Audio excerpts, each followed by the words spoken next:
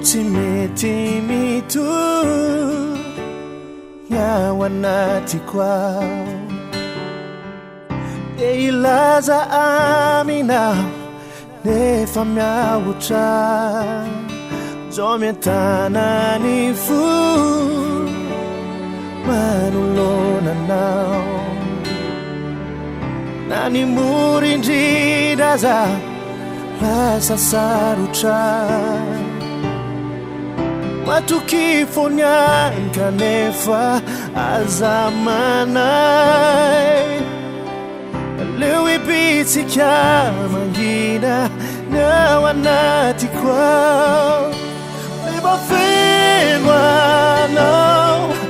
Ao tontolo rehetra izao Para tseo ianao O tsy mety izay atao Anira sitrakao Soriny eto indray Hoanao, hoanao Ny fokoanjaka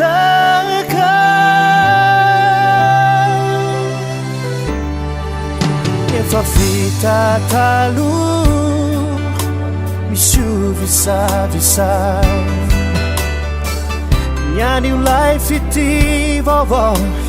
Dai no andrandray Samy ty tao ampo Miandry ny maray Efa fiainana vaovao Nanomboketo atao antsay Matoky fonany kanefa aza manay Leo ibitsika mangina Ao anatiko ao Leva feno anao Ao tontolo rehetra izao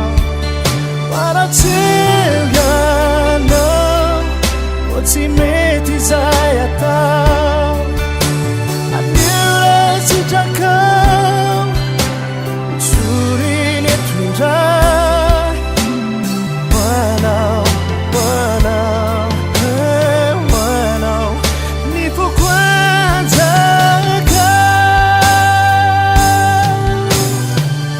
Ripanetika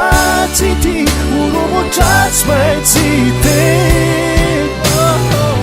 Hoavinandro ratsy Oezetsika ireny Leva feno anao Ao tontolo rehetra izao